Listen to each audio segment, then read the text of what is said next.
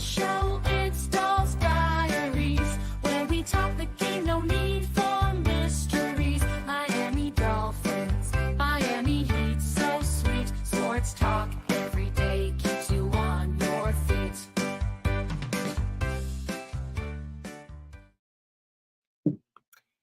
Hi, everyone. Welcome to the official postseason episode of Dolph's Diaries with my ever-loving special guest co-host, Planty. You're muted, babe, just so you know. Today is going to be, I've never done this before. Who better than to have a hot mess show than the queens of hot messes themselves? How this is going to work. I'm going to give a preamble before we open it up. Everybody is welcome to come on and talk. We're going to try to get around to as many people as we can. There will be no disrespect, personally. I mean, you can obviously disrespect the players. I don't care. You cannot disrespect anybody's opinion on here. You can't talk back. You can't be cursing at each other. If you drop an F-bomb vocalizing your hatred of the season, that's cool. But we are going to be respectful. This is a safe place. Sorry, my light hates me today. And we are, I'm breaking this down into segments because I don't want this to turn into a one-way rant. I think every Dolphin fan knows what I'm talking about. So we're going to start with the defense. And so if you'd like to come on and talk about the defense, you're welcome to. Then we'll go into coaching if you want to talk about the coaches. And then if you would like to talk offense, the entire offense, I'm just going to preface this right now, guys. I don't want it to become a Tua thing. I do not, you can mention him, you can vocalize it, but I do not want the sides of Tua to be arguing here. This is not a strictly Tua space. This is a Miami Dolphins space. Planty, do you have any other rules to say? No. Just don't hold back. I mean, listen, if you're not a Dolphins fan, I know there were a couple of other team fans that wanted to come on and vent. You're welcome to. Come on. If you want to talk about your team, go ahead. We'll do it. But also, I didn't have time to get ready, so you guys are going to watch me put on lip gloss. Get ready with me. Get ready with me. Yeah, this is a safe space, and I think everybody deserves a voice. And I think some people, Twitter's been ablaze. I think people just want to, not just like a Twitter voice, like an actual voice with actual faces. So the link has been dropped in the comments. Tati is backstage and she will let everybody in, but also be reminded that we will cut a bitch out of the show real quick, guys. So fast. And also, correction, no, everybody does not need a voice. Because there's some people out here. Not everybody. But I'm talking to the nice people who are on my show and who want to genuinely have we can have open dialogue. You can go on a little monologue. I will be limiting, people's attendance on here because I'm going to try to filter through. Maybe no one comes on because nobody really wants to publicly say what they can say behind a screen. This is your opportunity to do that. But not everybody will take it. Some will take it. But either way, plus, we're just fun to talk to. It's true. I'll start. Ask us anything. Yeah, you can ask anything. I'll start. I think this season was a shit show. It was a whole, the expectations of, I think, every single Dolphins fan going into this was, oh my God, we're going to win a playoff game. If we don't win a playoff game, it's a failure. And then we turn around and don't even make the playoffs. I don't think any of us saw it coming. I think defensively, I don't even have much to vent about on the defense, I'll be honest, because I think that most games our defense was the best on the field of all the sides, I think. And with a new head coach, a new defensive coordinator, not head coach, we kind of knew what was going to happen. It was going to be a little rough, but I think that they played with the amount of injuries that they had, they still came out and performed. I think we ended the season, third?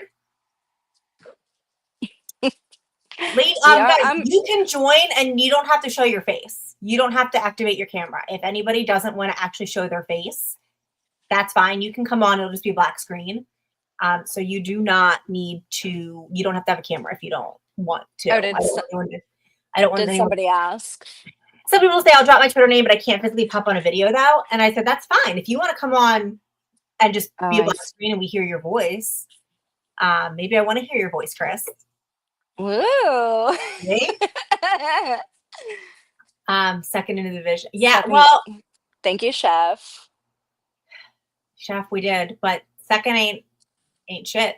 I'm sorry. Like when it comes down to it, unless that second gets you into like a playoff run, what does it mean?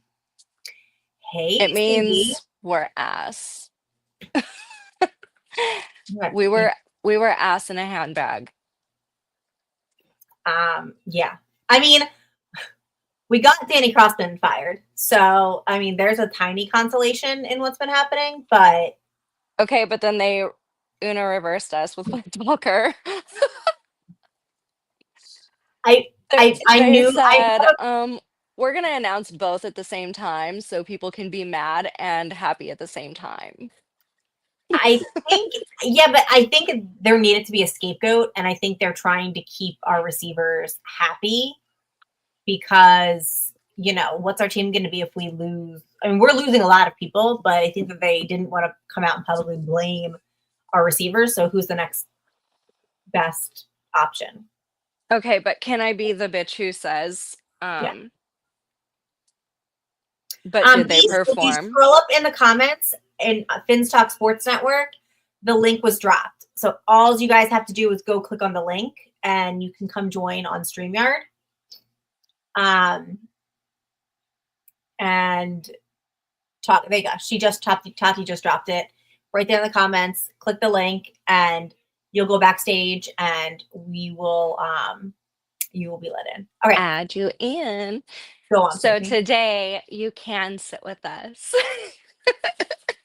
You can sit at our lunch table. You can sit in my lap. I'd rather be. Hey, KSN. Thanks for joining. Hi. Can you guys hear me? My mic is on? Yes. There's a almost like a desensitization to what you feel with this Dolphin team. You've become to the hits so far, so long, that I no longer feel rage. It's more like numbness than anything else. It's kind of whenever you have something nice, you're waiting for the wheels to fall off. And to me, at the end of the day, and we've discussed this many times, it all boils down to roster construction. That's just my take on it. You fail to address certain positions of need that have been a certain position of need for years. You laughed at the fan base when the fan base asked you to address it. You failed to address a plan for an injury-prone star quarterback you gave $50 million to. And you failed to address the one thing that seems to plague not only a Dolphin team, but it seems to be a Miami thing, because it for years happened to University of Miami as well. The one thing that I noticed all season long was, to me, missed tackles.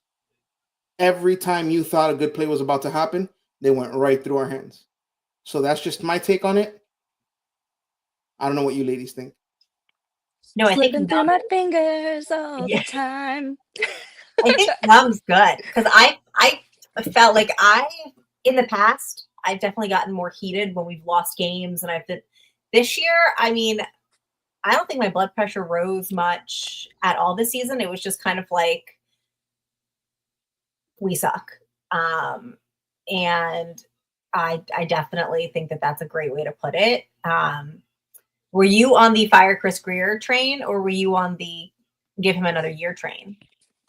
So I hate to call for anyone's job. So my thought is for him not to get fired. I understand if he wants to be reassigned to an advisory role within the organization, because he does have some positives. The one thing I can't live with is the fact that draft after draft, we've had multiple first-round picks. He's hit on a few, not enough to justify his retention in the position. Just to name a few, Noah Egbenogany whiffed on that one. He whiffed on Cam Smith. And it's just he can't draft linemen, a position of need. And what gets me is that's okay, but then you refuse to spend money on it. So you can do one or the other, but you can't do both. So that's just my take on that. I agree. I have something to add. Yeah. We forgot about AVG, who basically Oh. wanted Big, just letting that him walk. That's Honey, that's that simple was math thing for me. that wasn't and you've even heard about the money because it was cheap. He no was cheap. not money wise. So you heard Chris Grier mention something in the postseason post conference that nobody thinks about, and it's compensation compensatory picks. Compensatory picks, yeah. Correct. So if you offer AVG what he was going to get on an open market, it's basically canceling out either Chris Wilkins or Robert Hunt. Mm-hmm. And you want that's what he was okay with losing those guys if he's gonna get the picks back. The problem is he can't hit on the picks. Right. So it's like a hamster running on a wheel doing everything over and over again. But Yeah. I understand the AVG thing. I just didn't think it was about money. I thought it was a calculated not offering of a contract because you were losing free agents and you wanted those third round compensatory picks. Yeah. Well, that was what I was going with is because you were saying he didn't want to spend the money, but I'm just like that point, it was a talented player who didn't even want that much money. A So at playmaker. that point, And he it was wanted just to like, be here. He wanted to stay. He wanted to stay, Yeah. yeah. oh, but I'll say his wife is looking good. Where Minnesota looks good on them. So It's cold. All right, Good- Beast, thanks for good for joining him. us. Yeah, thanks What for are your having me. thoughts? Yeah, I you know this, doll, that I was, I guess, probably the loudest of the. I think Grier should stay and have the opportunity to try to fix some of the messes that he created. Unfortunately, him standing on business on the whole offensive line part, the whole like, you're more worried about the O-line than us. I think standing on business was a horrible mistake, and the first postseason presser that he had with McDaniel, it feels like he actually realizes, oh, I made a horrible mistake that basically burned us out of a year. I do think when the statement that Ross made after the season, it feels like a get it right or get out year for Grier and McDaniel. I don't think either's safe. If this is next year or worse, I feel like they're both gone. And it may cause the rebuild that so many people want to see this Dolphins team have. But I think I trust like Grier, like you guys were saying, like he is at least a respectable drafter. And like even last season, sans AVG, last free agency was actually respectable. Like we saw the linebacker room improve. Like we saw the front seven improve in general. It's the same Fuller didn't play as much, but even he was getting better at corner. Like I do think Grier can fix this in a year. We've seen this. Washington fixed it in a year. Houston fixed it in a year. I think it can be done in a year to fix this. It's just a matter of how and what Grier's willing to do with the extra picks he's got and after restructures, I guess. One thing I can say about Grier is that he's pretty good at getting talent, but it's putting the talent together and getting everybody to gel. For some reason this season, everything was off. Like we lost something in the off season last year that was like just a chink in the chain that is now gone, and everything just fell apart immediately. Like day one was like stressful. Right. Struggling against the Jags rings in my head because my buddy was just like struggling against the Jags every 5 minutes. I'm just like, yeah, apparently. Yeah, we Apparently should have we known are. something was up with this season when Tyreek got arrested like 90 minutes before it began. We should have known something was wrong. Like, wait a minute, this isn't what 23 was. But 23 was pretty much all fun and games until the Titans game. Where 23 was basically our Super Bowl. Yeah. Like pretty like the Cowboy game, I guess for me emotional, like for personal reasons, or the Commander game I went to, like those were like that was fun, but yeah, it felt like up until the Titan game, like it was like oh, like this season's a blast, and then that game happens. It feels like I think that kind of screwed with like a lot of people's heads, like the Tennessee game, like blowing that game up and that game ending the way it did. I think that screwed a lot of people's heads up and changed a lot of people's minds on McDaniel and Grier and this whole era, honestly. So I think the biggest difference between last year and this year is, and I don't know about you ladies, and I don't know about Mike. Last year, my whole beef was, please stick with the run game because it was there, it was working. Please stick with the run game. This year, it was okay. Rely on the run game. Oh wait, you're getting a yard a carry. So I think that's the biggest difference between last year and this year. Last year, you would have been able to run the football against the Jags, had them bring in a heavy box. Sure. And then everything else McDaniel likes is open. This year, you didn't have the line push you had last year. Now you're running against light boxes and still getting nowhere. Mm-hmm. And when you try to throw on light boxes, you end up with teams dropping 7 and 8. And every concept McDaniel threw out there was covered up, which is why they switched halfway through the season to Jonnu Smith screen, whoever it is that you want screen, Achane coming out of the backfield, because there was no running game and every downfield concept was covered up. That Austin Jackson loss hurt. Like losing, like it looked like they actually were developing a run game until Austin got hurt. And once that happened, it felt like other than the Niner game and maybe one other game with HN, it felt like the run game went nowhere after Austin got injured. And when Tua got hurt is when they ran the ball the best. Yeah, no, that's what I'm saying. Like when Austin got hurt, what, in the Rams game or right before the Rams, and then the run game plummeted right after. I think it was the Niners game. Wait. No, HN cooked in the Niners game. It was the Buffalo game. The Buffalo game. I'm sorry, it was the Buffalo game. Yeah, that's what I'm saying. Yeah, and that game the run game was really working. Like it worked in the Bills game, and then we didn't have him for the Rams game, and then from then on, like the run game just never took off. Like I really hope they do what Grier says they're going to do, and like they double up on guards. Like they get two road graders in interior. I'm fine with Paula Armstead on the left. I'm fine with Austin on the right and Brewer on the center, which a lot of people hated that signing, but it turns out he was right about that one.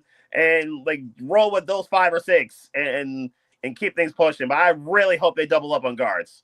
Give me one in the draft. Give me one in free agency. I watched the Eagles game, and they said that Lane Johnson hasn't given up a sack all year. Yep. Like, must be nice. No, you saw the videos, right? Like imagine having Tua behind this offensive line, which the Eagles' O-line's been the best over the last decade. If you look at any of the teams in the playoffs right now, what's one thing that they all have? Except for Houston, a good offensive line. A good offensive line.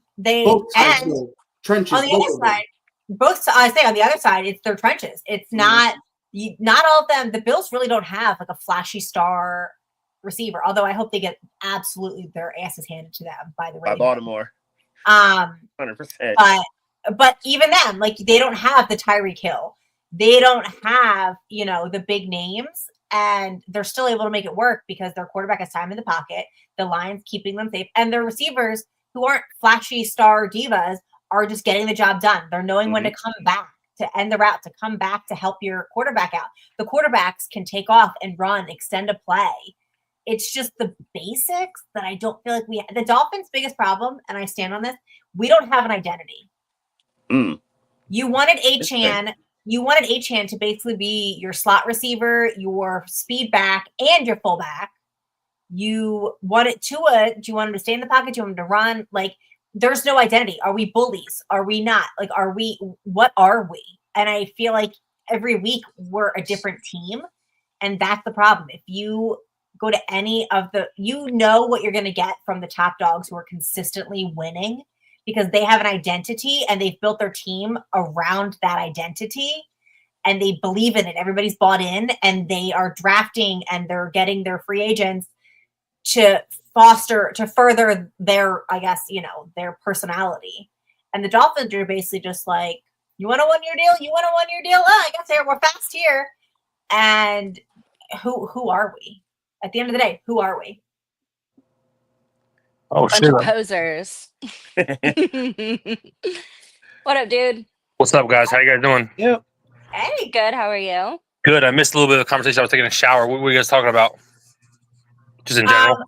we just went off about how the Dolphins really don't have an identity. I'm starting on like the defense. I didn't want this to become a T thing. But yeah, just kind of like where you feel after the season. Like what are your thoughts? I mean, obviously disappointed, like probably everybody. I think there's nobody can say that they were happy with how the season went. I've always been when it comes to rebuilds, I've always been a big believer in 5 years. I don't know what it is about that number. I've always believed like 5 years should be like the limit test. And obviously it's been 5 years of Tua, so we're kind of at that spot. I tend to throw out the first 2 years because of the Flores and Tua fiasco. I've tried to work my mind to give McDaniel a 5-year run, but I think what frustrates me the most is we went backwards this year.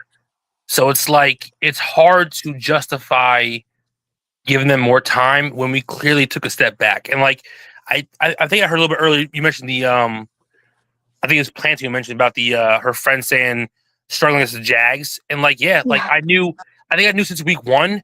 That's why I wasn't truly disappointed, because I think I knew in my heart we weren't good all year long. There was not one point in the season where I was like, oh yeah, we're here.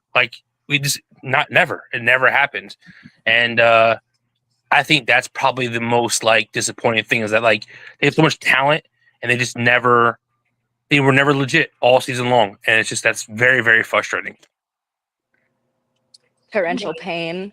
I think you're right. I think a lot of Dolphin fans watched the season and the first out the gate.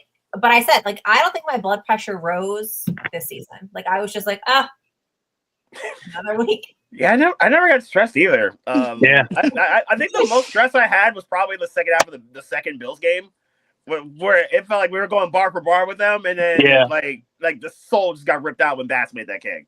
And I don't think I ever got overly stressful at all about this season, and I miss that because I like stressful, high pressure. I like watching that with this team.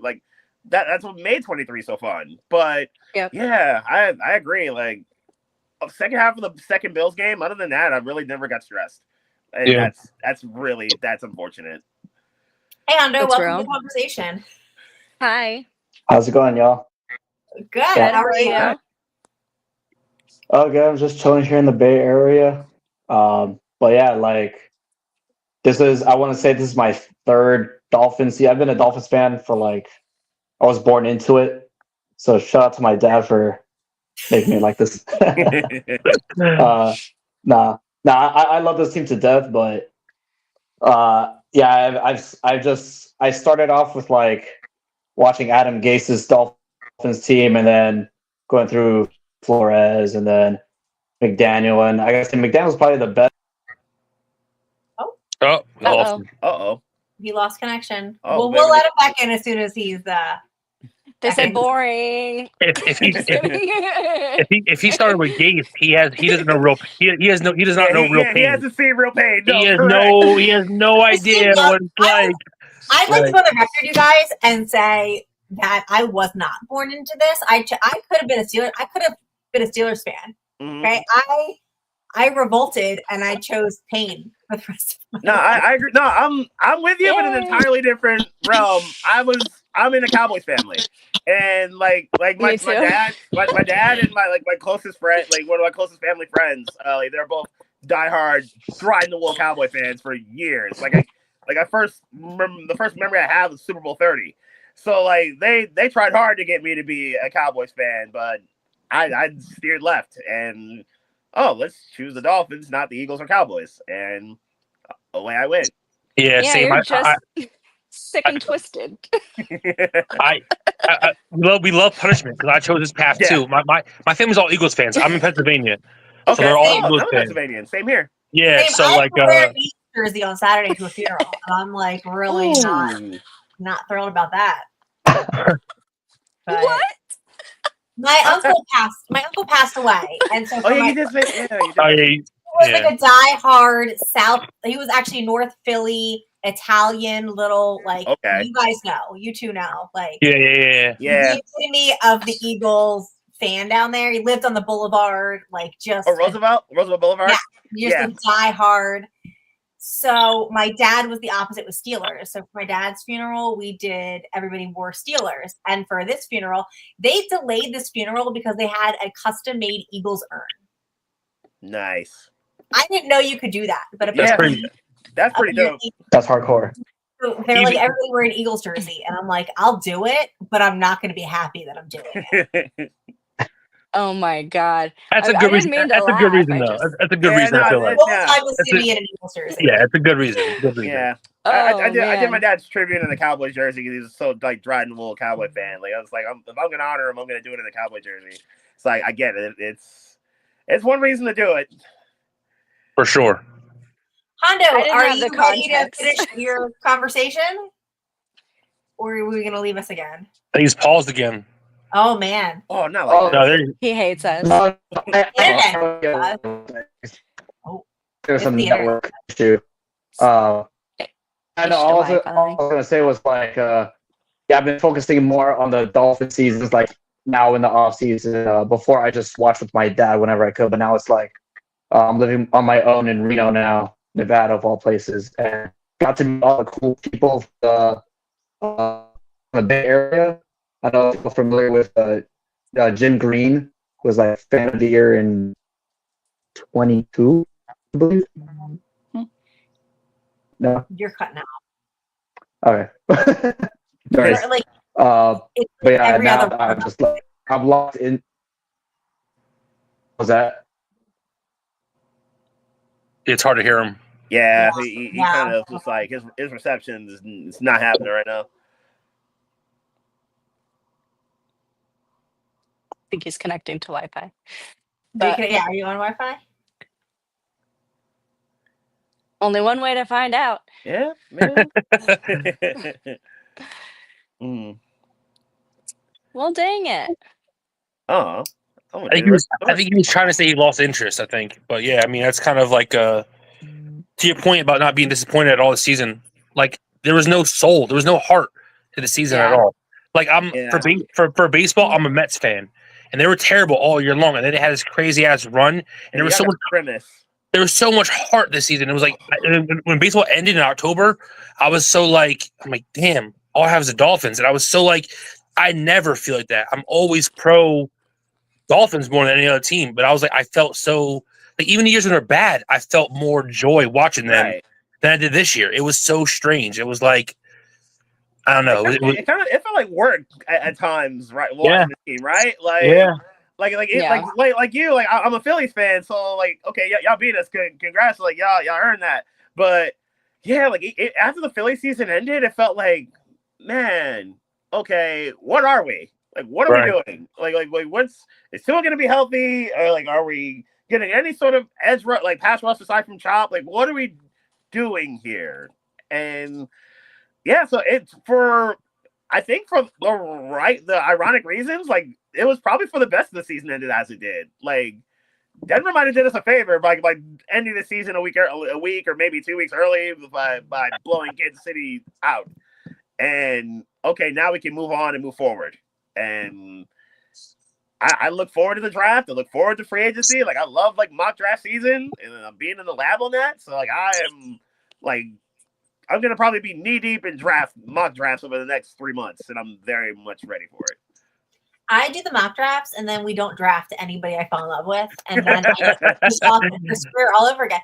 Like I'm talking to you, Jackson Powers Johnson. Yeah, you and I were both on that. You and I were absolutely both on that last year. Locked in on him of JPJ. Like that was the guy. That was the guy that 70% of Dolphins Twitter wanted, and. Even as a Penn Stater, I'm happy we got Chop. I have no problems with it. I had no problem the night of. Okay, cool. Chop Robinson he's our best defensive player for 2 years at Penn State. So I had no problem with Miami taking him. And I understood it because of the injury to Chubb and the injury to Phillips. I understood why they did it. So I thought that was a very logical and reasonable pick. And then circling back and getting Patrick Paul, I understood it. Armstead's heir. I there's good reasoning here, But yeah, not having JPJ or even like Frazier, like the Steelers sniping us for Frazier, was that like, up the middle, like that also hurt. Like not having that would have been really nice. I was Yeah, happy with Chop. I was really happy. I wanted JPJ or Chop, so I was happy with either. I think Yeah, that like I don't need to clarify any further. no hate to Chop. I just wanted a lineman, an offensive lineman, or a linebacker because, frankly, our linebackers are soft as Charmin. Yeah. Our whole secondary is Charmin Ultra. That's what I'm going to call them from now on. It's just Charmin back there. I do wish we had an elite linebacker. Like, I mean, I think it was better this year at linebacker, but there's still like, I don't know. When you grew up watching Zach Thomas, it's hard to like not like. We need somebody in there who's just like an absolute stud. Like when you know, like defense, like offenses have to like game plan around him. That's my problem with the defense. Is I know like they played well this year. They're the ultimate bend but don't break defense. Like they don't. There was games where they gave a lot of field goals and stuff, but like they don't get the sacks. We really need them. They don't get a turnover. Like they're not. Nobody on the defense scares anybody. Like there's nobody on the defense who I think is like. You mean even Jalen Ramsey? Like I think Jalen Ramsey is an unbelievable player, but like he was. There were points where it felt like he wasn't even on the field because they didn't throw. I'm like, so it's like when you have like he's great at locking down that side, other than the first Jets game, but like if there's nobody who like I just. So for Dahl, your boy X, when X was in his prime, like X was like he was a playmaker. Like, he made. He was a problem. You had to. Yeah. So like didn't want to go around him. Like it was definitely correct. But I don't think that. And this is my opinion, and I don't really give a shit how people feel about it. Jalen Ramsey played better blitzing and getting in the backfield than he did covering a receiver and getting it hurt 5 yards downfield all game. He was better blitzing than in coverage. He did look sluggish at times, yeah. I watched a lot of games where he couldn't keep up, or there was when they were playing zone, there was the miscommunication. He would stop short, and there was no safety help over the top because Jordan Poyer is like, go Buffalo Bills. Poyer Dobbs. Okay, so while we're stuck on safety, like I'm glad we're here now. Javon Holland. I personally would keep him, but not a big contract. But yeah, right. Depends. I'm not playing him. Could not be a big contract. Yeah, it can't be Antoine Winfield Jr. type contract or Jesse Bates type contract. I'd like to keep Holland. Like he's had 2 good years. This was a bad one. I think Holland can be good. I'd love a box safety with him because he seemed to obviously do better when like Brandon Jones or Deshaun Elliott was with him as that box guy that can take a lot of pressure off Holland. But he wasn't even great last year, though, either. Like, he wasn't really that good. If you look at his numbers, like, his best year was 2 years ago. He wasn't great last year, but I was at the Jets game, where he had that 99-yard interception return. So I think being there live, that memory was like, oh, yeah, he had a good year. But we look at it, like, it wasn't really that good last year. And this year, it wasn't like, yeah, you're right, 22, where he was like, oh, we're looking at him as a top 5 safety in the league. Yeah, he was baller 2 years ago. So, it's Gordon, welcome to the conversation. Hey, what's happening, everybody? What's going on, man? Hey, have we bashed on McDaniel yet, or? We haven't gotten there. You're welcome. We were bashing on Holland and Jordan Poyer. We're bashing the defense, and the next round, which we're going to end defense now, is going to be the coaching staff. Okay. Can we all agree that Mike McDaniel is not a leader of men? I think that Mike McDaniel's problem is that he seems like he wants to be like your buddy. Yeah.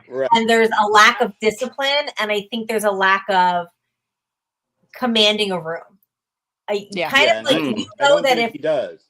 No, if you know like the old school, the old heads are going in, they're listening. Like, I bet when Bill Belichick walked in the room, nobody was gonna, do you know what I mean? Like, he was a hard ass, but he like commanded the room. Like Mike McDaniel walks in and the conversation doesn't stop. Right. I rode so hard coming late to Belichick's meetings, and nobody's missing rehab. Right. And when he's saying fines aren't working, That's all on you, dude. If fines ain't working, Yeah, that's the So culture you're trying then- to set, No, like- unfortunately. cut them. So then bench them. Send a message and cut them. Put them on the bench. You know, like You He- can Javon sit on the Holland bench. couldn't tackle. He a reminds Bennett. me of like the gentle parenting. Like I Right. feel like I'm from the mindset Mm-mm. of like smack your ass, and you know, like my mom had the bread roller, like would threaten you with it, never hit me with it, but like, do you know what I mean? And I Yeah. think Daniel's like, your feelings are valid. But No, maybe- girl, you got to get that ass beat. But I feel like that's Mike McDaniel is like the gentle parenting of coaching. And I think that shies a lot That's of people literally away it. from coming to Miami. It might I have, think yeah. a lot of people want to come to Miami because I feel like that's a place where people want to go when they want to party or when they want to, like right before they retire. Party, the women, the parties, and then if you know Yeah. that you have a coach that's not going to get on your ass, then you're like, yeah, hell yeah, give me Heck the yeah. money. I'm going to go down there on yacht parties because let's be real, I know that several Dolphins players all year were on yacht parties, and you know your coach isn't going to get on you. Why would you not want to go? Yeah. Right. I'll go I back mean, to- I mean, like coaches. I think it's shying away from a good coach to go, knowing it's a kind of that sophomore mentality going on in Miami, and the coaches want to go Yeah. in there and win, and they know I their don't head know if coach it's a is coach gonna not be wanting like, to come down there, or I don't think Ross wants those kind of coaches. I think he saw what happened with Flores. It was like and probably pivoted the exact opposite way. Like, okay, I can't go back to what Flores was, where Flores was probably the kind of disciplinarian that we're all like thinking, oh, this team could use that. But I think he saw what Flores do, like the whole culture that Flores was setting, and he was like, okay, McDaniel's the 180 from this. Let's stay at this level, at this type of flow, as opposed to a Flores type of flow. It has to be a mixture. I really believe that. Yeah, something Like, a happy I medium think- would be perfect. Because like if you watch, I don't know if you saw when Fitzpatrick recently was on his podcast and he was talking about Flores' tenure. Like Flores seemed like he seemed like he was unchecked, and like you don't want that, especially from someone who's not winning. Like Flores is not winning championships with us, at least. I mean, like so it's not like, you know, I don't know. I just feel like you have to have somebody who's in the middle, somebody who can relate to the players, but also be stern at the same time. I was surprised that McDaniel openly admitted that people were late and they were fine them and they didn't care. I'm like, that's on you, bro. Yeah, Like, why are you telling us that? Don't tell us that, because you're not doing yourself any favors. Like, that's an He thought he in-house was doing something there. conversation, He not- was like, not yeah, for it was the everyone. I'm like, players. They do were not like, admit that. that's you, dude. That's on you. Yeah, I'm like, Yeah. dude, wow, like, Way to That's- snitch on yourself. Yep. 100%. I'm like, You don't say the quiet part out loud. You don't say the quiet part out loud. Well, the I mean, comparison for me is It's not working, like, right? well, it's not working, but like the comparison for me is when I watch Mike McDaniel do an interview, and I know I've said this on Dolls before, it's mumble jumble. Well, actually, And then a bunch of you know, words. and then we've got freaking Dan Campbell, and he says grit, and I want to run through a wall. Oh, yeah, I love, One fucking word. love Dan Word Campbell. salad. One word. You know what I mean? He commands the locker room. He's a man in power. He's a man who can lead. And I feel like this year I've been more into watching the Lions play and watching their press conferences and everything else more than the Dolphins. And I'm not switching up by any measure. I love Dan Campbell just because he was our coach for a time. But fuck, do I love seeing them do great. And I hate seeing us not do it. But It's annoying. I like the Baltimore mentality. Mike personally. McDaniel is word salad. That's all he is when he does his press conferences. He just spits out words that mean nothing, in my Yeah. honest opinion. Like, and But he knows the word adversity, and he'll let you know. I think he likes to be goofy sometimes just to avoid. I think it's like a strategic. Like I feel like he goes on these strategic rants and he does the weird jibs. It's an so that- avoidance mechanism avoid to it. me. Yeah, so that he doesn't have to answer, because by the time he finishes his weird story or his weird thing, you forget what the question You was, forget the and he Yeah. lets the person move on. I think We're- it's- I'm gonna use Yeah. the comparison. education. Remember when Kyle Shanahan first got to San Francisco? He was the same way for the first 5 years when he did interviews as a head coach, it was very awkward. He would just spit out words to say stuff. I think this is what's happening with McDaniel. He's learning how to, as a head coach, learning how to do these press conferences because he never had to do it. As a running game coordinator, he didn't have to do press conferences and stuff like that. He was always in the background, and I think that's what he's learning, how to deal with interviews and answering questions to the media on the job because he never had to really do it. That's how Kyle Shanahan was his first few years in San Francisco. He would always be so awkward and stuff. Remember that, Doll? Did you ever watch some of Kyle Shanahan's first few press conferences as a head coach with the 49ers? I don't actually watch any of the press conferences because I feel like they're all just bullshit that they're shoving up your ass and it means nothing. It's all strategic. It's written for them. I don't think you learn anything real from a press conference, in my opinion. Even the questions they ask, I mean, come on, dude. Like, it's they have they have social media correspondence. Like, there are people telling them what to say, how to say it, right? And they're never going to give you the true answer.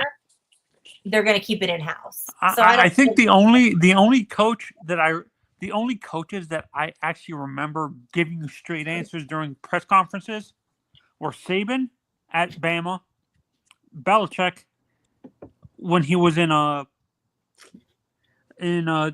New England, and Cowher when they would give you straight answers. They wouldn't beat around the bush.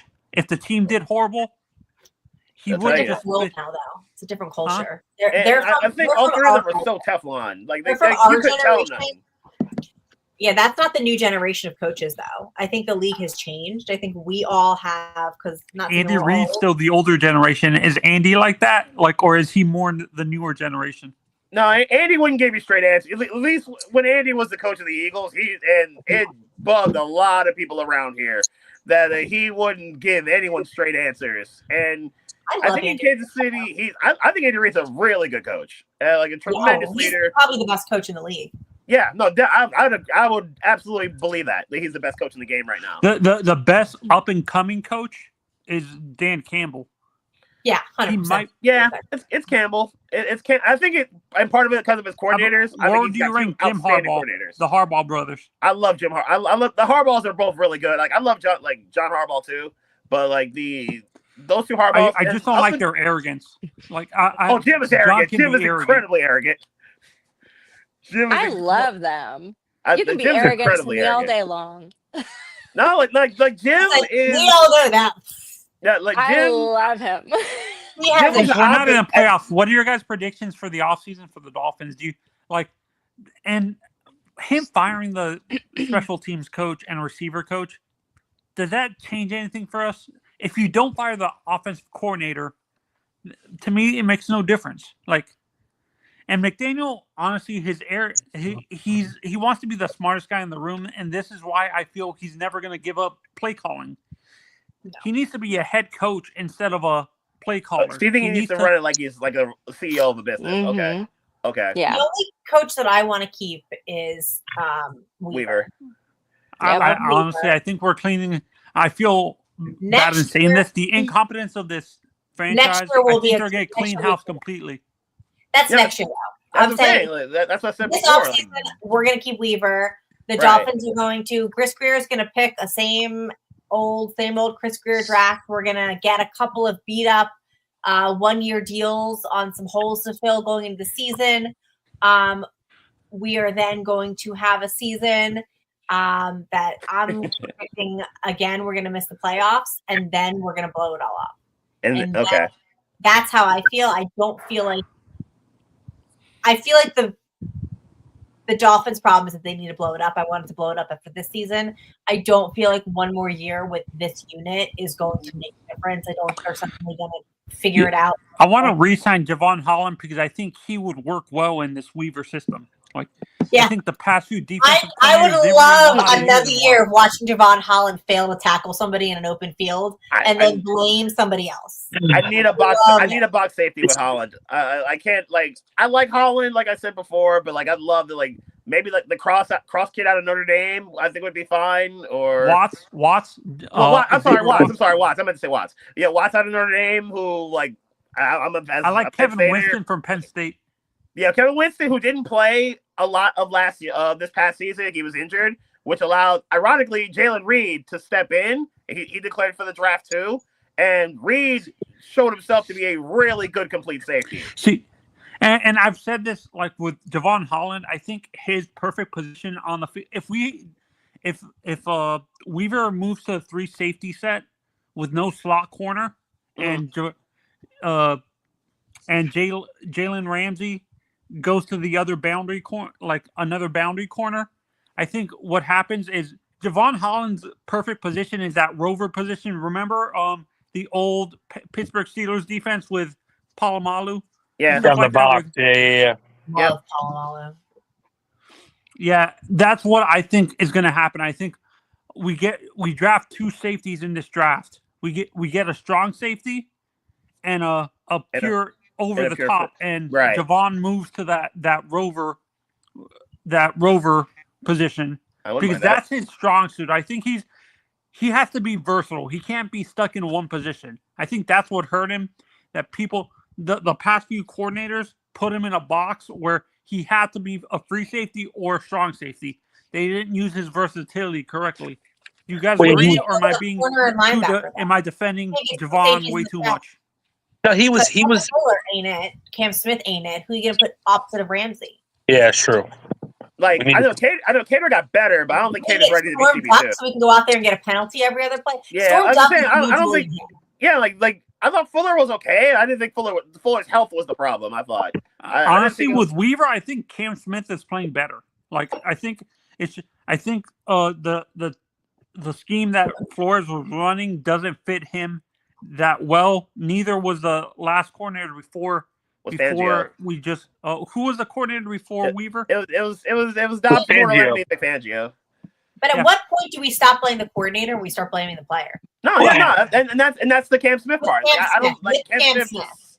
I don't love Cam. Like Cater, we saw year one. Cam was great in high school, great in college, got really cocky about it. He doesn't put in the work, and I just don't think he has what it takes to be a top. And this is I've always said this.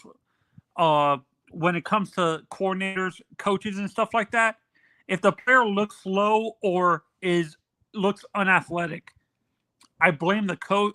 50% on the player not putting the work in, and 50% the coach not putting him in the right positions to where he looks serviceable or better as in their position. Because I think the last few coordinators weren't putting him in a position to succeed. That's why he looked so out of place and stuff like that. And, well, he was best in that. Sorry, go ahead. But I also blame him. Like Dahl said, he seems very like he doesn't take it seriously, but also the coaches weren't putting him in the right position to succeed. And I blame the failure in his development on the position coaches and stuff like that, and the D coordinator not putting him in the right positions or teaching him the right techniques and stuff like that. I was gonna say, yeah, he was best in that in the Flores defense when they did the cover zero because they blitzed him a lot. Mm-hmm. Like I always think about that game we played against the Ravens. On that, he's a man match corner. He was a corner. Dude, he was a menace to Lamar Jackson all night long in that one game. Mm-hmm. And I'm like, because they blitzed him so much, he's athletic, but like he seems like, I don't know, man. Like I don't know if he's a true, like you said, free safety. He does miss plenty of tackles. Our whole secondary really can't tackle. Sherman. Like yeah. It's the defense. That's nothing hard for the defense again. But again, that was my problem with the defense. Too many missed tackles. It was just too Sharman soft. Yes. Then our defense. I thought the defense got better as the season went on. Like at the end of the season, they were they were ranked in the top 10. Yeah, it's top 10 defense. Yeah. So it wasn't the defense to me at the end of the season. It was the offense becoming way too stagnant, and I blame that on McDaniel. His refusal to adjust the system to whatever quarterback. His scheme is so dependent on Tua that it affects the other quarterbacks on the roster. Whatever quarterback, he doesn't adjust it to the quarterback he has in the game. It's so focused on Tua that it's a detriment to the two backups. Yeah. That's why I think Skyler failed. Skyler was a good quarterback coming out of college, a decent quarterback, but McDaniel's obsession with catering it towards Tua so much, it affected the backups.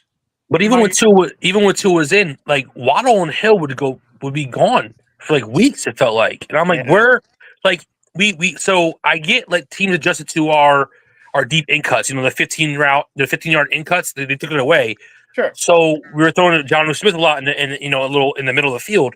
But I'm like, yo, run a drag route or a quick slant. Like, why are we not trying to put the ball into their, like, not a screenplay? God, please. Not a screenplay, a slant, a drag, somewhere where we get Hill and Waddle in open field with the ball. I'm like, why are we not doing that? I like they'd be going for the obsession whole with the game. cutting routes is because he knows Tua can't throw outside the numbers. Like, he knows Tua has an issue to a tendency to put way too much air on his outside throws to where it causes way too many interceptions and stuff like that. He doesn't. His arm Have another zip on the outside. Yeah. So I think the obsession with the in-cutting routes going into the middle of the field is because he knows our quarterback is limited when it comes to the routes he can throw. Because Shanahan did an interview recently where he's not outright saying he's limited with Brock Purdy. He's saying the style quarterback that him and Tua are limit the type of, like, he has to cut down on what he does because of the limitations of the quarterback. Purdy has that issue also like Tua, where you see him loft the ball way too much. Like, that's the issue with those type of quarterbacks where they're so accurate.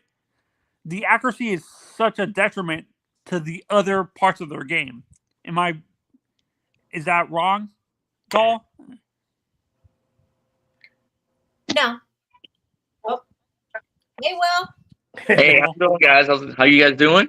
What's up, man? How are you? What's happening? You're just we're transitioning now into talking about how the Dolphins offense destroyed our hopes and dreams this year. Yikes. Yeah, that's about right. I've been so apathetic to the performance of this offense. People call me a non-Dolphins fan for focusing on a quarterback with actual talent. I know he shit the bed during the playoffs in Herbert, but he has the talent that our quarterback doesn't. All right, we're not talking about. We're not gonna do Herbert. So yeah, we're not doing Herbert. I'm not a Herbert guy. I would like to say justice for Devon Achane because they did him dirty, and he deserves so much better than the offensive plays that this team has called on him. I will say the only positive that I'm going to give Mike McDaniel is that he finally learned how to use a tight end in the middle of the field with Johnny Smith. Yeah, he did. Really, he got that. I think I want to see that come back next year. I would love to see us to go out and get like the same thing that I went last year, the bully back to complement Achane to take some of the pressure and the beating that made that.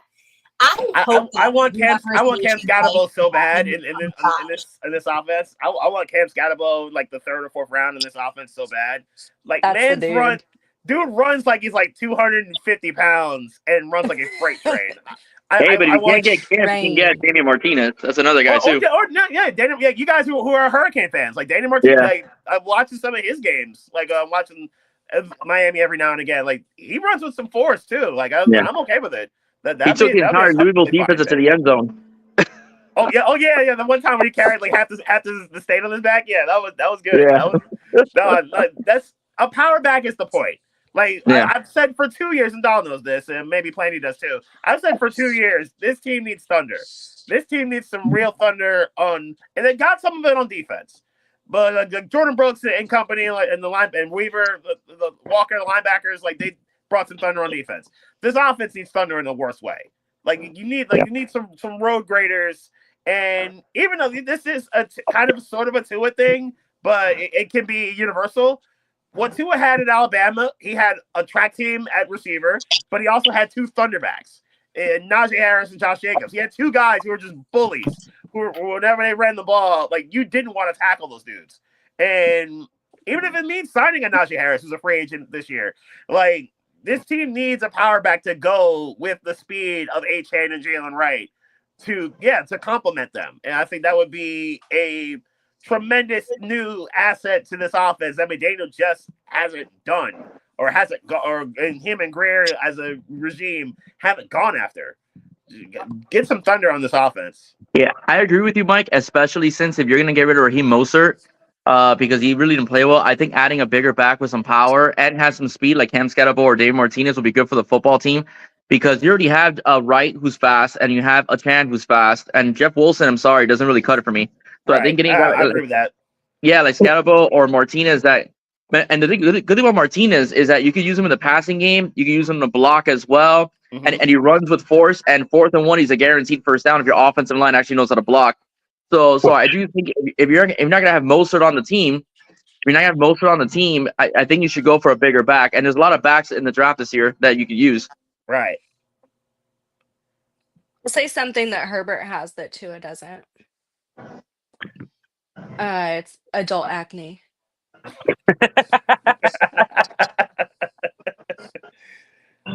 Fuck that guy.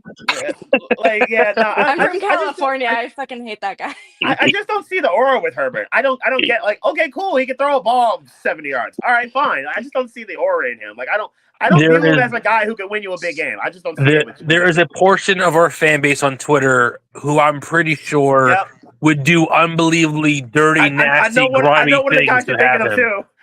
Disgusting. Real quick, not to shade anybody, but like Dolphins Twitter is a awful place anymore. Awful place. Hey kid. Is it? Hello. Hey bud. Yeah. Dolphins Twitter is a wild place in the world. You're not kidding. Nasty, dirty things to get Cam Ward on the Dolphins. Listen, I've said I would do the most disgusting, dirty things to get certain people, and we acquired them, and they did nothing for me. So, well, you know what? I got Cam Ward, and I'm still waiting for Nick Bosa to come to my. Listen, I will buy season ticket. Hey, if Mike McDaniel, if that scheme McDaniel did, I told y'all this. I told you this. Like the scheme that McDaniel might have had, saying it's like South Florida is a really nice place, like that's Bosa after that game. Hey, the Niners may be trying. They may have to self-destruct. I would be banned from the Hard Rock Stadium. Okay. Hey, they come up to the East Coast every now and again. You can see them like when they in Pittsburgh next year at MetLife or various other places. Eagles, yeah, I got to figure that out. But then I have to watch a game with 2 teams I really don't actually care about. So I'd be better like trying to find out what hotel he's staying at in the city. And he's like chilling in the lobby. I think Nick Bosa he may be an up for me as a nitty line as opposed to him being a Buckeye, but Bosa is a really good player. Like I can't deny like how game changing he would be on this defense. But this draft, I just don't want to see Cam Ward go to anybody in the AFC. I feel so bad for. Well, he's probably going to the Titans or Browns, and I feel so bad for him because I don't think either of those organizations are all that good. That's the downfall of being such a great college player is that you're going to a terrible team in the hopes of building it up, but you're not going to go to like, the team that you probably want to go to. Yeah. And you never know, man. So far, Stroud seemed like he's happy in Houston so far. Well, Houston got it right. And with one of my favorite coaches in DeMeco Ryans, like I think I love what DeMeco Ryans has done in Houston. And I think they just happened to hit the jackpot in getting, they got Ryans and they got Stroud and they got Will Anderson right after Stroud. And like Houston didn't miss. They're just they're in a terrible division, and he took a step back, but Houston found a way to get it right in a year, which was what our earlier point I made. Like you can get this right in a year. You just have to be smart about how you do it. I think our fan base is divided right now too, because a lot of fans don't want us to draft a quarterback this year. I think we need Tua I love Tua, but I think you have to have one. I think you have to have a QB too. I'm sorry to everybody, but like when your franchise quarterback is known to not last you a season, Right. You cannot not prioritize a backup quarterback. And it's sad that the backup quarterback position is almost just as vital as your starting quarterback position, but we have an unreliable starting quarterback. And I'm sorry, but like I can't bet my hopes dreams. I'm not a Chief. I can't bet my hopes dreams on Mahomes because Tua and Mahomes are different. But I know Mahomes is going to show up. I don't know if Tua is. No, it's totally fair. Totally fair. Absolutely fair. We need to draft a new guy, and we also need to pick up a veteran like Pittsburgh did with Fields and Russell Wilson. Yeah. We don't need both, but we need to get a good veteran guy that we need to do that because I don't think Tua's making it another season, like a full season. I think you should draft for the future, on the board. not just draft a backup quarterback. I think you should draft Tua's replacement. To be frank with you, me personally, I would love to see him get Jackson Dart. I think Jackson Dart can really play. He's coming back. I think he'd be a very effective Mike was just announced that he's going back to Ole Miss. Oh, he's coming back? Yeah. Ooh, that's I don't know if I would have done that, but yeah.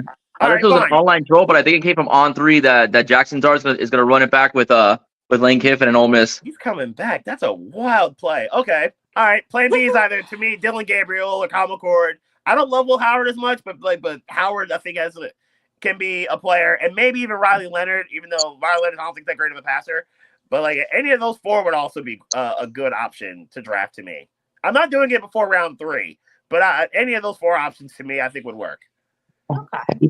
But I would have loved Dart. Dart would have been a real good pick, but okay, Dart's coming back. Fine, he's coming back. I don't think Ole Miss is going anywhere with it, but okay, cool. It's tough, man. It's tough because I actually like Tua, and I really do wish him the best. But it's just like I don't know, man. Like, I think the points of him not being able to stay on the field, and then even in big games, he's come up too small. I've always been a Tua guy, but it's like, but dude, like at some point in time, like we need. I think something's got to change. We talked about the season earlier and how depressing it was. I know the moment where I knew it was done. The Packers game. The Packers game was when I knew we're not it. We still cannot go into. And the Packers really aren't even all that great. They were basically us, pretty much. Like they had one good win, and we couldn't go into green. We couldn't do it. And I'm like, we can never go into a place or even at home beat a fucking good team. I mean, just one time beat somebody, please. Yeah. Like, bro, it's we just, couldn't even beat the bad teams. What do you mean? valid. That's So like, it's tough, man. It's tough. Yeah, that's so fair. tough.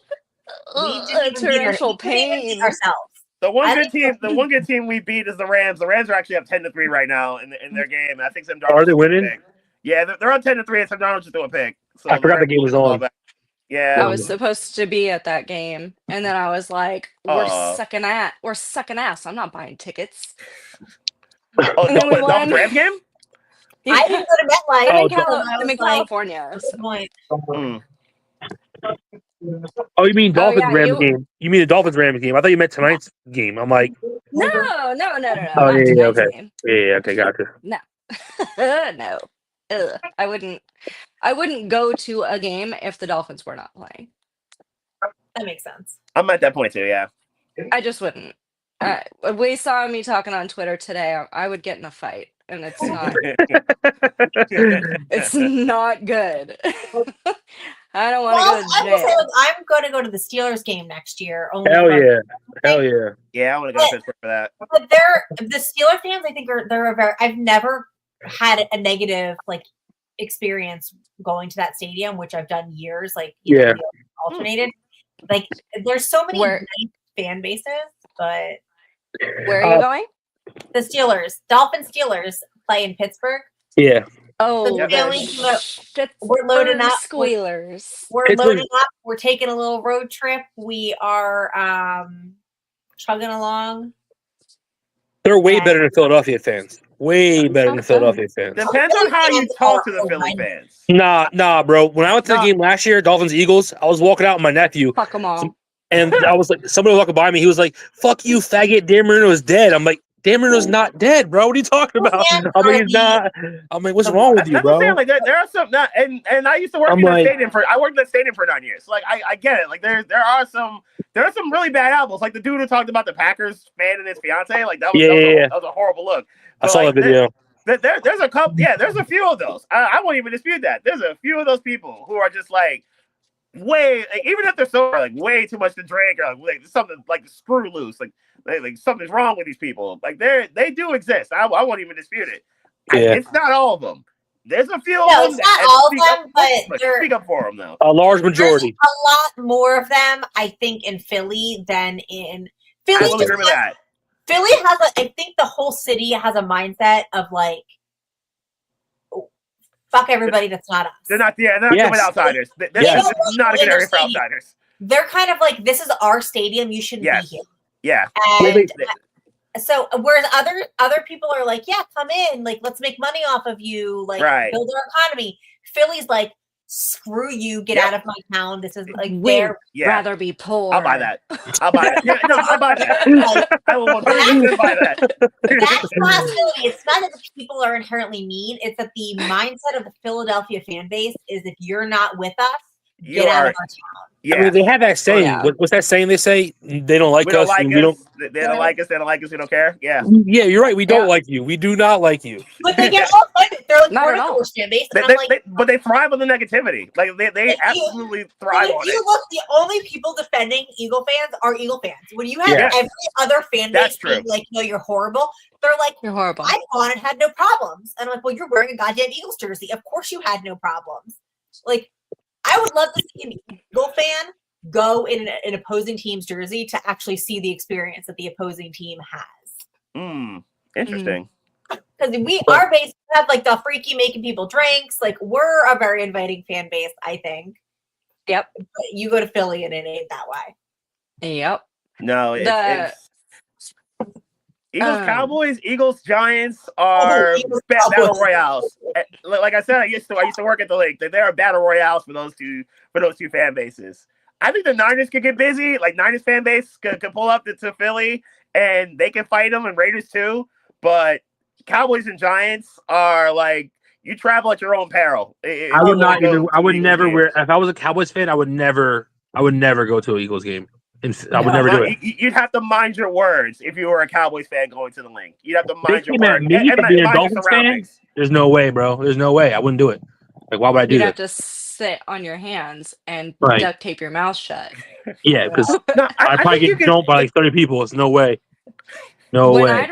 When I'd rather go to a Raider game than an Eagles game, that's saying something. And I'm talking I'm talking Oakland Raiders, not the Vegas Raiders. Oh, okay.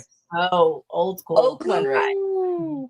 The ghetto, dude. Yeah, that's no hard. When I'd rather go to one of those, nah, I'm not. It has not stopped me though. I was there in 2007 in Philly. I was there in 2015. I was there last year, and I'll be there in 2031 probably. Right. 2031. Yeah, 2031.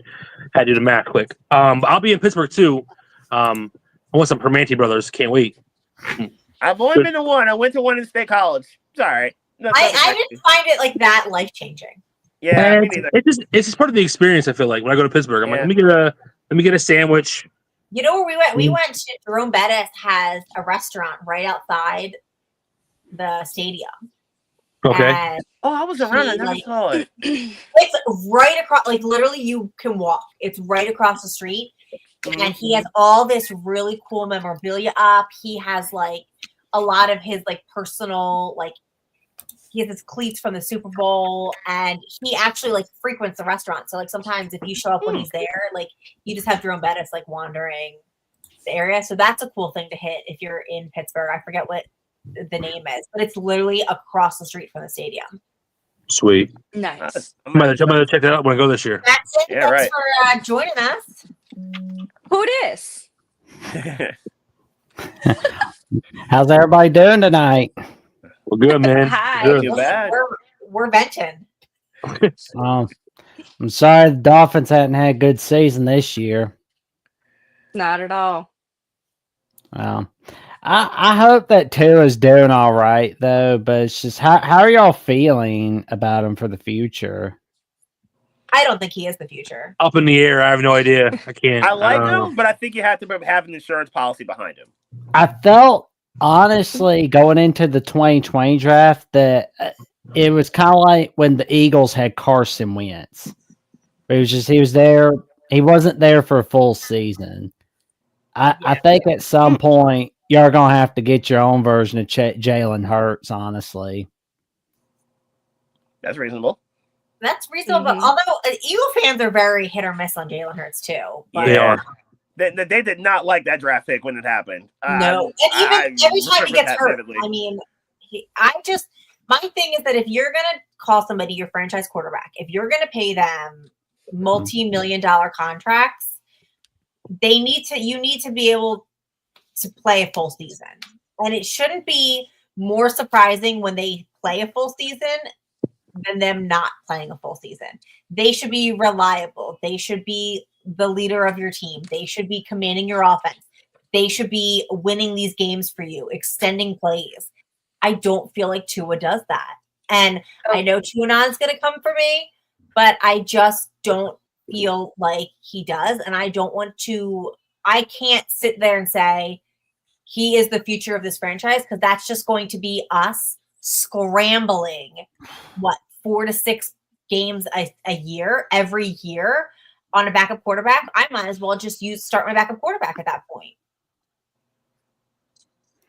well, the AFC East, I mean, you got a chance to really take over the town with the AFC East. I mean, the Jets, they're sloppy as always. I mean, they're so bad that people on Jeopardy can't even figure out that they were on Super Bowl III. Well, I I mean, didn't see that. That was pretty good. That was pretty funny. Like I saw that from Urinating Tree a couple weeks ago, and then I was like, "Oh, that's got to be real." And then I'm looking it up, and Ken Jennings like, "Well, Jeopardy category is Super Bowl history. Oh, this team has been in the Super Bowl months before the landing of Neil Armstrong on the moon, but they haven't been there since." Some guy got the Giants. Like, how do you get that wrong? How do you get that wrong? I don't get that. It's like, good grief. Wow. I don't believe the AFC East is open though, because I mean until we figure out our Josh Allen problem. Yeah, that's the key. To me, it's. I think we're all fighting for second until we figure out Allen. Josh Allen, he's good, man, and the Bills are good, and they just kick our ass constantly. I think second place in the AFC East will be a cinch, because like the Patriots, we don't really know what their state is. They're kind of going the route of where the Buffalo Bills were from 2000 to 2015, at least for now. I'm not into. I like Mike Vrabel because he was like the Titans coach, but I just don't see the Patriots go back to the old days. As for the Jets, they're just going to continue to be the disaster that they are. That's accurate. That's accurate. Yeah. No, I can't disagree with I that. don't know why that was. I don't know why that was so funny. They're just a steaming pile of dog shit. Every time,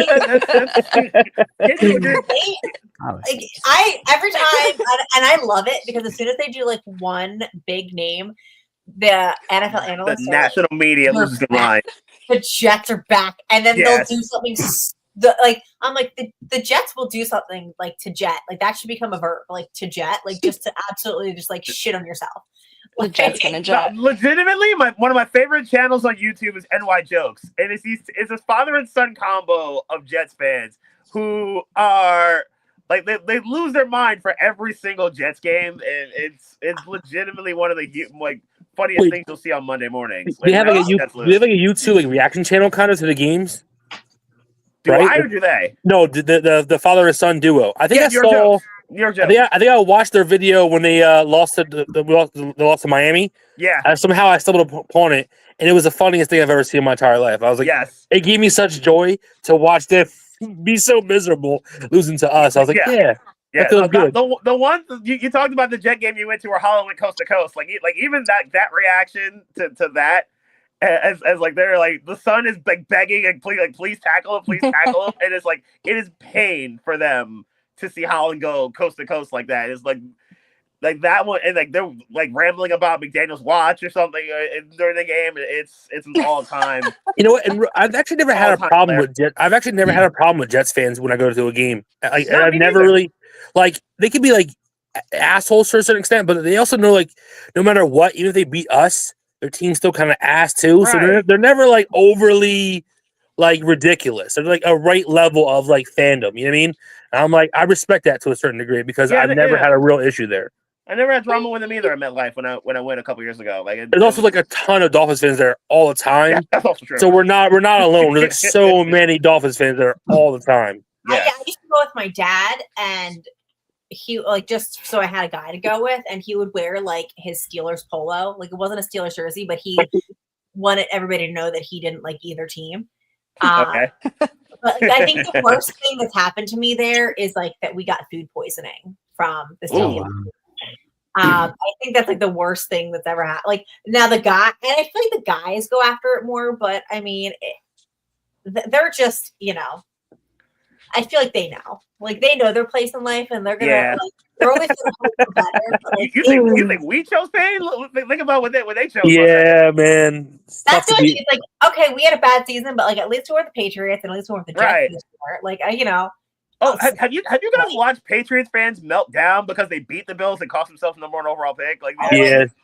I saw Giants fans doing that to themselves too. Yes, Giants too. And I was like, your team sucks when you can't even suck correctly. You can't take right. Like if you can't even lose a game that you're trying to lose. And they understood the assignment too. They took Drake May out. Like Drake May's been nice. He was nice his rookie year. They took him out and understood the assignment and still ended up failing it. That is hilarious. It's interesting. It's funny, but I really hope that we just blow it up. Like I was in the minority of wanting us to blow up the season weeks ago. Mm-hmm. I didn't want us to come close to the playoffs because I thought that jobs would be saved and big changes wouldn't be made if they were like, oh, well, we almost got in. Oh, well, we didn't end. We still had, we weren't upside down. We didn't have more losses. I wanted us to just absolutely shit the bed. You would rather us be 4-13 as opposed to winning 6 of our last 9. Yeah, because then now we're sitting at 13 in the draft. We're out of the top 10 of the draft. We didn't make the playoffs. We need a lot of help, but you're not in a position to get a top 10 talent. And I feel like I just had a feeling the Jets are always used to sucking. We're used to just being mid. And I don't know which is worse.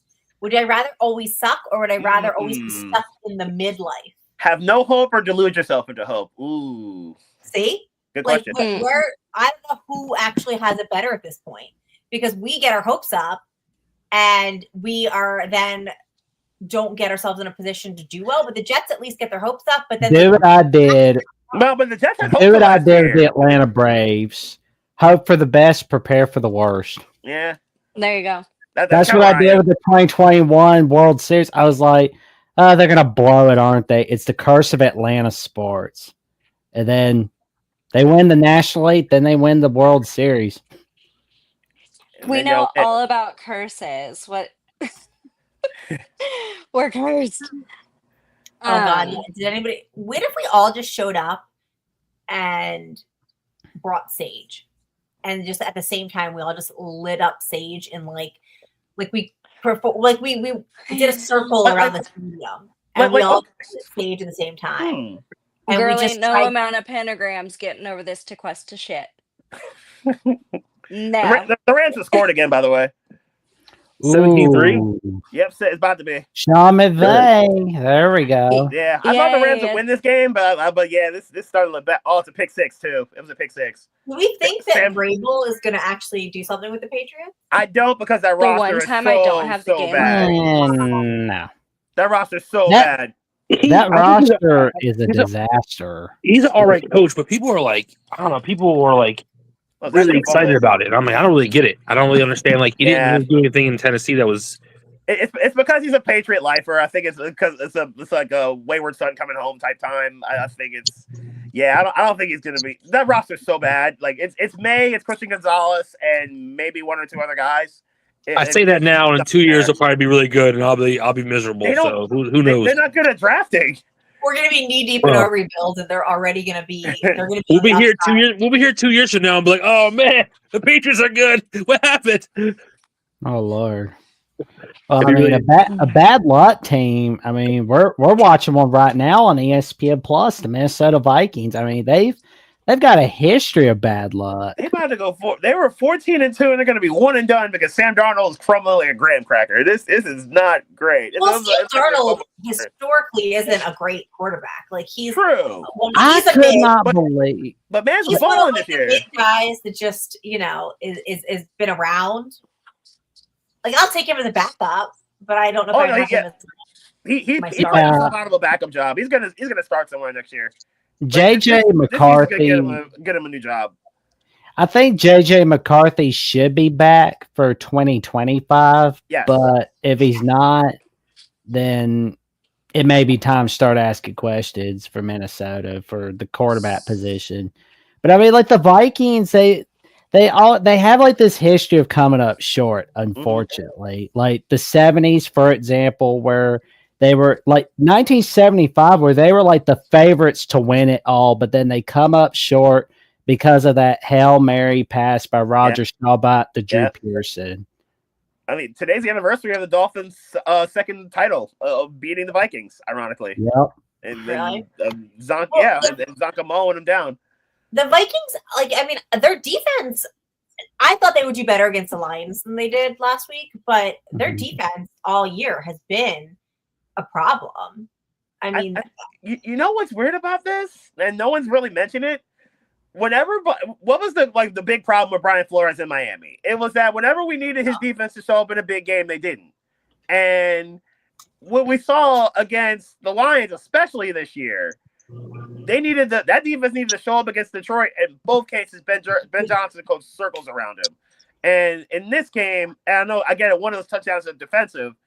Minnesota defense kind of sort of looking a little spotty right now, and I think Flores probably should get another chance in the NFL as a coach. But it's just one thing that I've noticed about the Vikings against a higher powered offense. They have not looked great on defense, and that's kind of been his MO his whole career. Shout out to Ging though. Ging balled out this year. Shout out to him. I missed that guy. How crazy is it that when the Vikings and Lions played last week for first place, the other one got fifth? Yeah, nuts. Like, that's crazy how that worked out. Because you were 1 or 5. They might change that though. I heard. They talked about that was a real thing, right? They might change that. I didn't hear that. Yeah, yesterday they talked about that with the NFL. Like, it's considering instead of going, okay, the first 4, the division winners are the ones that get the home games in round 1. Instead, it's going to be the I think top 4 teams. Yeah. Oh, Flyers just took lead over the Panthers. Nice. My phone died. Ruh-roh. I saw you getting it. I saw you getting your tablet out. I was like, she's probably going to disappear in a minute. No, I have you guys mounted on my charger right now. So how long have you guys been Dolphins fans? Too long. too long, man. Too I long. think all of us have been like birth or childhood. Yeah, pretty much. I was born I've been a Titans fan like 96. Oh, so you're a Titans fan. How do you feel about your season? We're not getting a Super Bowl anytime soon. We're a disaster. It's okay. Well, and I'll make a confession. I did pull for the Jets quite a lot when I was a little boy, and I'll tell you why. Joe Namath. Okay. Joe Namath? That was 60 years ago, buddy. I know. That's Watched okay. a lot of Alabama history as a little boy. Oh, okay, gotcha. Okay, you're Alabama. Okay. All right. Okay. That's like, That makes there sense. you go. That makes sense. So it got to a point where it was like, oh, well, I like the Titans because like the fact of they're close to where I live. For me, it was either Titans or Falcons. I'm like, I'll go with the Titans for now. So where are you from? 20 minutes away from the state of Tennessee. I'm in Alabama. Okay. I was saying you have the Southern accent. Yep, I got that too. Yo, yeah, a sick accent, by the way. Sick ass 100%. accent. Love it. My family is from Oklahoma, so hearing him talk, I'm trying not to, because I'll pick up an accent like. There we go. Yeah, it works. That's That works. But So- yeah, Okay. so were you able to see? So, have you seen like what was like the farthest like you've seen the Dolphins in the playoffs? Like I think it was at like the divisional wild card playoffs. Am I right? I was 10 and they went to the second round of the playoffs and then they lost. Yeah, I was so we're talking 2000 season. So Yeah. I'm 12. I'm Yeah. 11. I was 11 years old. So we were all kids, basically. Yeah, we were all kids. Yeah. Like that's kind of sad, to be honest. Yeah, It's actually that's very, rough. very, very sad, to be honest with you. I didn't think some people would take the Commander win last night well because like, oh, it's another team that waited 20 plus years to win a playoff game. Like, oh, like they're off the list. And I was in the comments defending those fans. People were mocking them for crying, and I was yeah, like, no, I'm all you all do of this because us Dolphin fans, we get it. Y'all went I have a buddy. I have a buddy who's a Commanders fan. I do like the college basketball show with them once a week on our personal channel. So it's like we talk a little bit basketball here and there. Yeah, the SEC and basketball is serious. Like I'm like my actual job is being a producer. I was doing some of the Tennessee games last week. Like they are like SEC basketball this year is serious. Like you guys are like that conference is really really good this year. Yeah. I don't need to talk basketball. Okay, we're talking about one team. But yeah, don't need to talk basketball. That's coming up. I'm transitioning to Miami Heat, so the whole thing that my Dolls Diaries, my banner will be Heat colors for the next, for the season. But I'm not quite emotionally ready. We're not there yet. Your boy Jimmy, he wants out. First of all, he's not my boy. No, she's got a well documented favorite. Nah, she loves. I make my likes very well known, and that would be. You love what's his name? Not Hero, the other white boy. What's his name? Yeah, Miami runs on Duncan. Yeah, there you go, him. My spicy white, as I like to call him, because he gets a little feisty sometimes, especially against the Celtics. I love it. I think there's rumor that Jimmy's going to stay in Miami because I don't think Pat Riley is going to just give whatever for him. Pat doesn't play Pat doesn't pull. Oh, there we go. There it is. There it is. What's that? Oh God, get it out of here. Yeah, there it is. She'll be out. Oh my gosh. Listen, Bobby is in the back and he is prepped. He came prepared. He understood the assignment. I haven't locked in on the Heat yet because I'm curious to see where this is going to go. February 6th. Who knows? But it's just very funny that Jimmy Butler is like publicly wanting to get out of Miami. Then Tyreek Hill makes the comments that he wants to get out of Miami, and it's like, can somebody fucking stay in this town? And no, I would be cool. Tell me how you guys feel about this. We trade Tyreek Hill, and in return, we get George Pickens. I don't know if I like Pickens. Like the game is there. I like his hand. I like his physicality because he's gonna go up get those balls that Tyreek is not coming down with. He's got some real dog in him, but he's also, I think, one step away from fighting somebody. Like I love that. I haven't watched enough Steelers games really to really answer that question. I like we're not Pickens. just saying that we needed that. He's like 6'5". Yeah, short hands. I mean, and he's incredibly talented. He's gonna fight for it, whereas Tyreek will let the defender take the ball out of his hand, as we saw against what game was that? Houston. When Stingley took the ball from him. Yeah, it was Houston. Yeah, he went up, he had the hands on it. Everybody did the slow mo, and then Stingley takes the ball. Like that was so frustrating. George Pickens would have kept the ball in his hand and then probably punched the defender in the face for even trying to take it. That's what I want. You know what though? I think Pickens is a little bit more of a looser cannon version of Jarvis Landry to me, I guess, in that sense. But like where Landry had that dog in him, and obviously Pickens is more talented, but he had that dog in him that I think we do miss that. I just like Pickens. It feels like on the Antonio Brown sliding scale of he's excellent, but he's also a nut job at times. Oh man, I remember when Brown was acting like a crazy guy Right. at the Raiders. When like it was so like, he was fighting with his I He's a crazy GM. guy. think it's his final form. He's still crazy. Yeah, Oh, right. man, He's like in his he was final form. fighting like he was fighting some people so much that Richie Incognito and Vontez Burfict had to break it up. Yeah, like Talk about instant karma for Burfict. I Right. mean, head hit, and then 3 years later, you're teammates with that guy. Oh my god! And I remember there's like that one. Oh, there's like that one instant that I remember where he was like throwing a hissy fit at his boss or something because he got a fine, and then he goes, "Ah!" Yeah. Runs the ball, find that, and he got fined. Yeah, no, Antonio Brown Crazy. is absolutely insane. Cracker But of the day. Pickens would not be a bad like.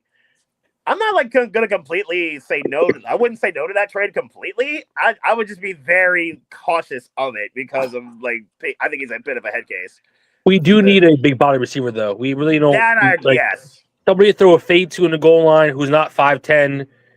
You know, like I watched like last night watching a Bucks game. I mean, they lost, but like when you watch Mike Evans like dominate, You knew what time. You like, knew what time it was. There was nothing. Like it's just like you need somebody who's 6'3", 6'4", yeah, big body, box out type. You know what I mean? Like I don't know. We don't have anybody on our team like that. So And I firmly believe that if we have Mike McDaniel as a head coach, we will not have anybody like that. He doesn't. That's fair. Yeah, That's Oh, not. you're his- not going. that's a thought. You're not going to win a whole lot with Mike McDaniel. I think, honestly, if Ben Johnson is still the OC for the Lions this time next year, you go and get him.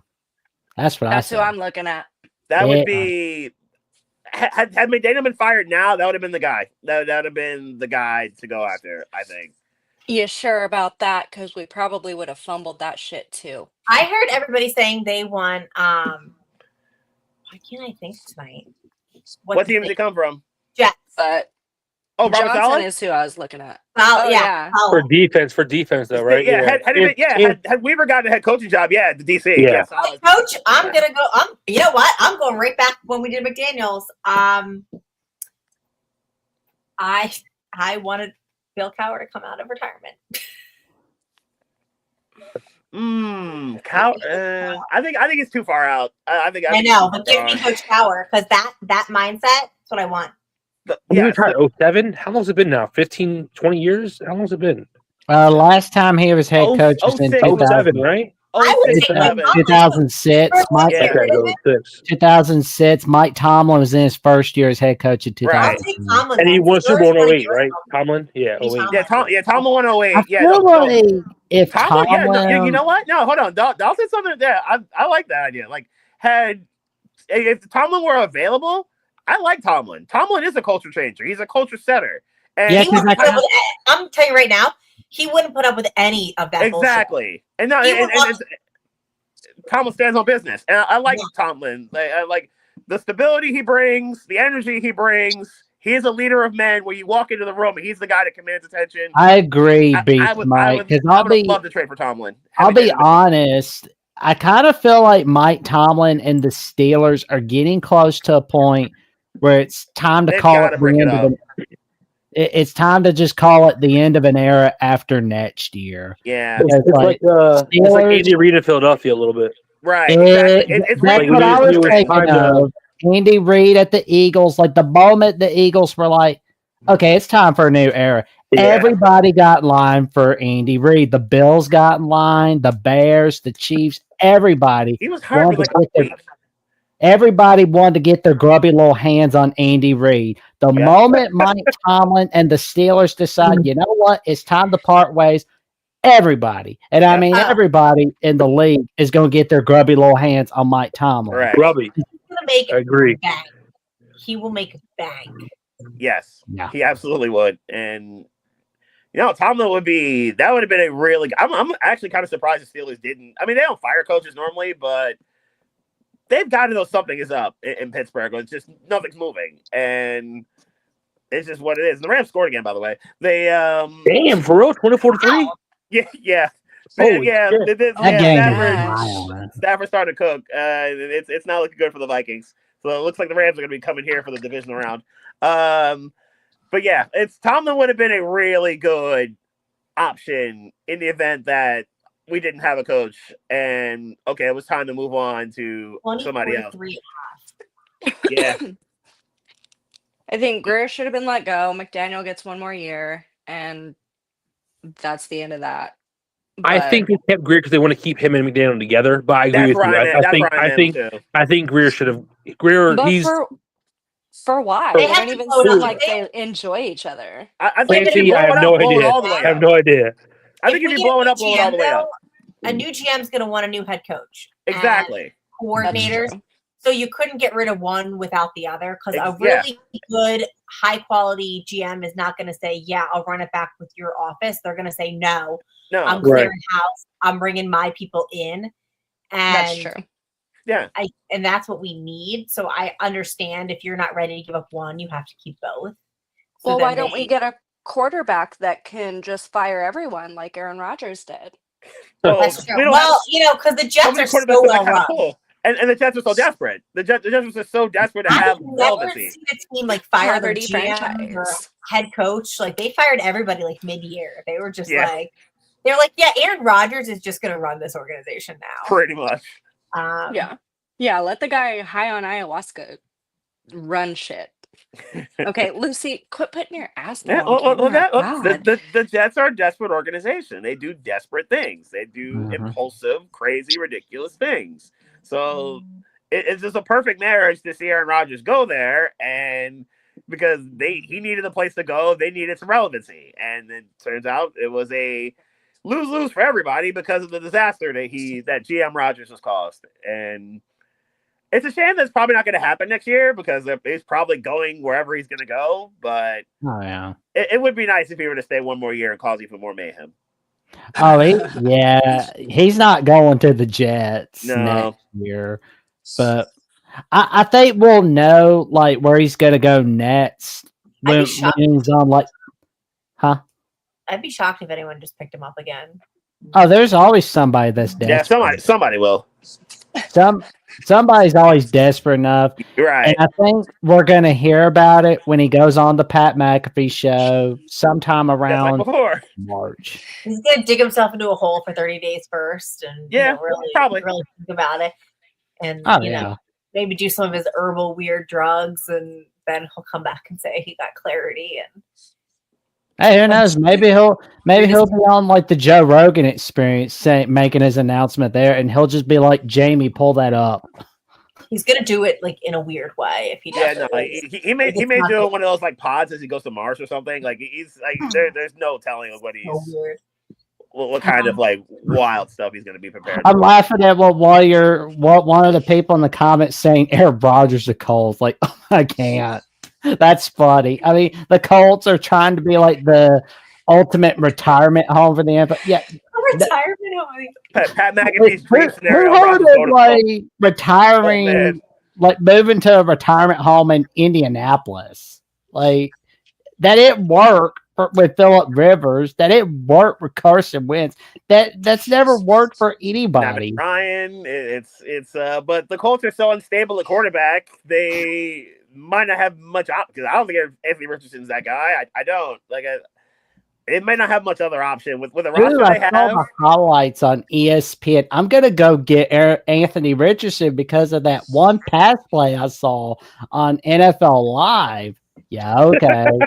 Let's see how that works out. Because like Jim Irsay, like when he makes the decisions for the Colts, like I bet you he does it 5 seconds before he passes out from drinking too much. That's imagine that kind of matchup of Irsay and Rodgers together. Like imagine that kind of matchup. Like they trade options, like they trade drinks with Irsay and then Rodgers whatever psychedelics he uses. Like imagine that kind of dynamic for a year. That would be absolutely insane. Oh my god! Somebody said Joe Flacco is available. Joe Flacco Sunday. That'd be great. You know what? Flacco was a menace when he was with Baltimore. Wait, so somebody in the comments said there are still people saying the Dolphins are going to pick a safety. Number one is safety. Okay, so burn it I down. have a quick Okay, Malachi question. Starks is not a bad option. If you First overall safety, I would burn it down. At Georgia, no, he's Stop not it. my first option either. But he's a really good safety, and he would be a pretty a decent pick to have. I would Yeah, do but your it. first overall pick should not be safety. But yeah, If our picking him first at overall 13, pick I would wasn't do. an offensive lineman, I will Right. personally go down there and punch Chris Grier in the face. Right in the nuts. Well, this He is doesn't my have thing. nuts, so we have to do his face. We have Nick Bobby Needham. has entered the chat too. I'm just Isn't gonna Nick say, I'm just gonna say very quick, just a rebuttal. I don't mean to interrupt you planning. No, excuse you're me. good, Bobby. If there's a player that, just because somebody has an offensive tackle, offensive guard next to their name doesn't mean they should be picked at 13. You want to get a guy that's going to be worth that pick. Now, if it is Malachi Starks, because even though he's a safety, remember Javon Holland's going into a contract year. So, and do we have to go over Jordan Poyer? Now, don't get me wrong. There's Sebastian Castro out of Iowa. He's a good kid. You probably get him in the 3rd round. But I'm not against the safety. I don't want to overdraft the guy just because like a guard at 13 when you could probably get him in the 2nd round or trade down and get him in the late 1st round. Let's not overdraft. Draft BPA, whatever that may be. And it's not quarterback. It's not actually. It's draft OLINE. Well played. I like that. That was good. Well played. Thank you. But no, there are several alignment like the dream scenario. Like if Will Campbell fell or Kelvin Banks fell, that would be awesome. But like a Donovan Johnson from Ohio State would work as a guard. I think that would be a really good look at 13. And I would, or if you want to go on the defensive line, either the Michigan D tackles. Because of Calais Campbell, we don't know if Campbell's coming back or not. So, I doubt it. Any of those. I thought he was going to retire. I thought he would too. I mean, I would love him back, but I don't know. I mean, man's like what 38, 39. I mean, if he wanted to retire, I would fully understand. Yeah. Right. Even But to come back to that's like where I a am. limited role would be great, like a limited role to where he was just advising maybe the younger guys, kind of still there for like mentality. Maybe he gets in on limited snaps a game.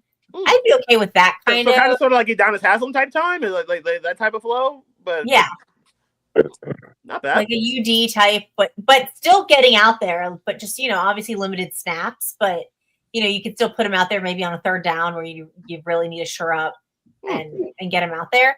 I would like that. I don't know if he'd be open to it, to where it's kind of like, all right, we're not going to overload your body this year. We're not going to ask too much of you, but come mentor the young guys, get in on, some 3rd down, some, maybe a 1st down. We need to set, the edge, do something. I would take them. This is why I would love like a Kenneth Grant or a Mason Graham from Michigan. Either of those guys would be a really good, I think, D tackle in the NFL. Like Grant was running down people in the Penn State game a couple years ago. He was running down some of our running backs, like full speed, like 40 yards downfield. Like he's that type of fast. Like I think, it's got to be a trench. It's got to be in the trenches for both years. Yeah, for both rounds 1 and 2. To me, O line, D tackle, I would be open to taking the safety. It depends on who it is. I mean, maybe we'll see. But that's my thoughts on the draft. But my phone's dying. Thank you, Dolph, for having me on. This is awesome. Great conversation, guys. Go Dolphins. And take care, everybody. Have a good night. All right. You too. Thanks. Okay. Thanks for coming on. So I had to look something up. Okay. So why would we pick a safety? So we were talking to Shannon. Nick plays 3 positions. Isn't safety one of them? Nick Needham can play safety. He does best in the nickel. But Nick Needham, I believe at the end of the season, is a free agent. So there is no. Well, he didn't even play a snap this year, I don't think. Right. So. I think he should have. I feel as though he was way misunderused, and I think that's a whole thing. That is a whole thing, and I honestly. But I don't know. I don't know that he's coming back, so I don't think that we can afford to do that. Yeah, I don't think. I don't know if he's coming back or not. Frankly, if I were the kid, why would I want to come back if you didn't even? I wouldn't. They've tried to release him. Right.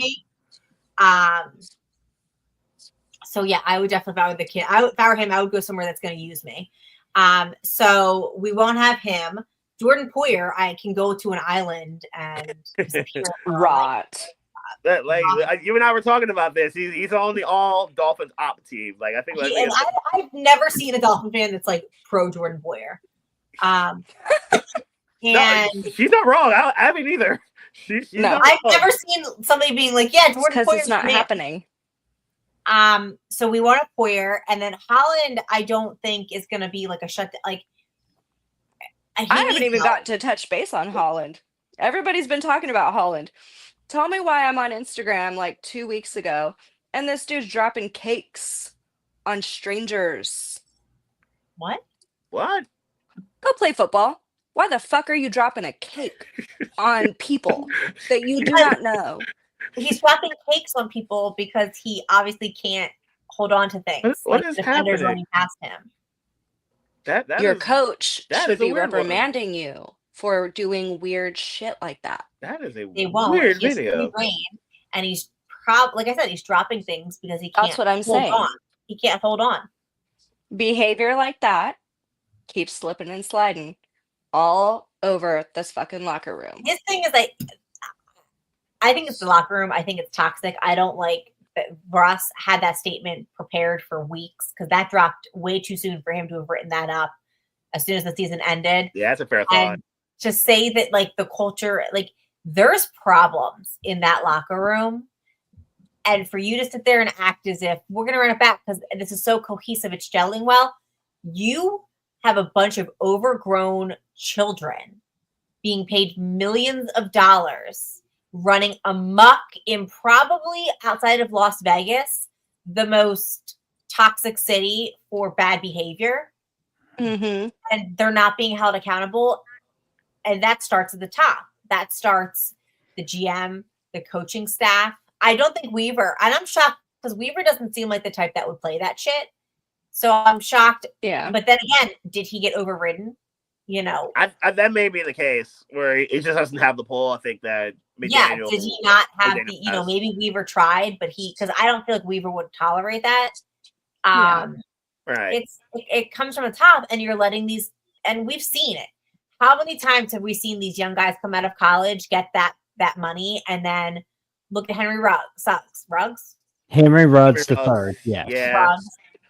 The one, who was the one over the weekend that just had that fatal DUI, went on the run for 10 days? He was like a player. Was it LSU? Oh yeah, the LSU receiver. Yeah. Where like I think he was arrested. He was wanted for like drove, crashed. Somebody died in the crash. He fucking fled and then was MIA for 10 days. Probably I'll bring up my favorite crash out. And completely threw his life away because Johnny of Manziel. Johnny Football. Oh, Johnny there's Football. so many. If you don't have the right, honestly, part of being a coach is not just like leading these guys, but sometimes we forget these are young kids. Think about this. They're boys. They're young boys. We are looking at next year's 2026 draft class for college, the U, like everyone's talking about prospects. My oldest is graduating in 2026. So like these are children. These are not like, you know, I know they think that they're grown ass men. These are little boys whose frontal lobe have not developed yet. You're giving them money and they're not being held accountable in this job. To them, it's just like whatever. And the temptation is everywhere.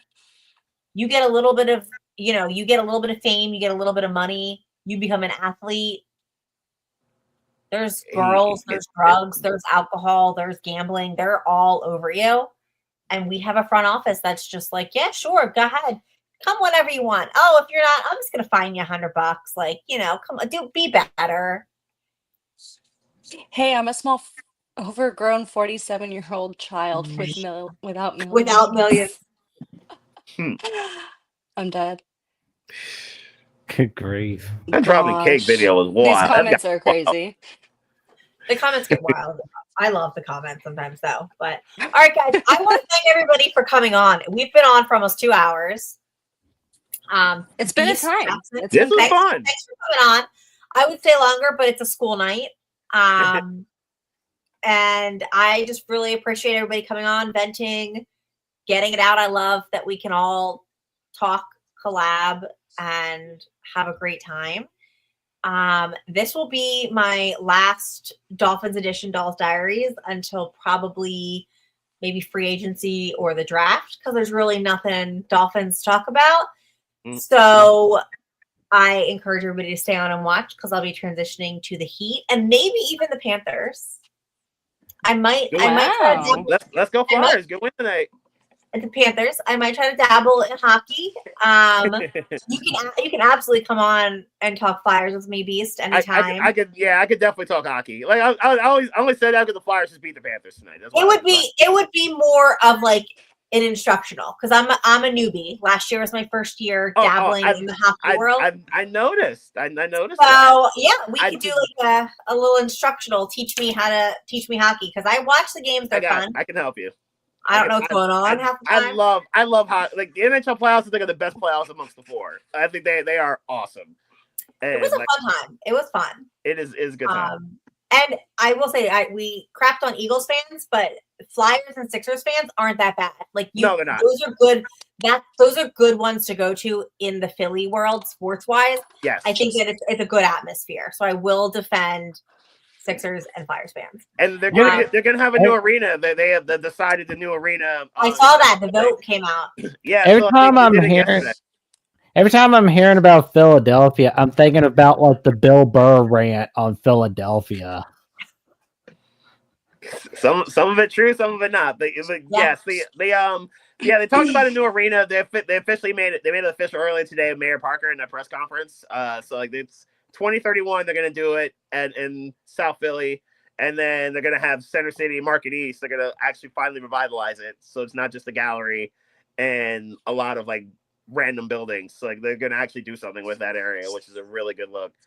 But yeah, like hockey, I could definitely help you with the hockey stuff, because like I do follow hockey quite a bit, and it's a lot happening. Panthers are still a really good team. They're still they could absolutely defend their title, but this hockey season is it is wild so far. Well, we'll talk about it in another edition of Dolls Diaries. All right, with that, thank you everybody for coming on, and I'll see you next season. All right.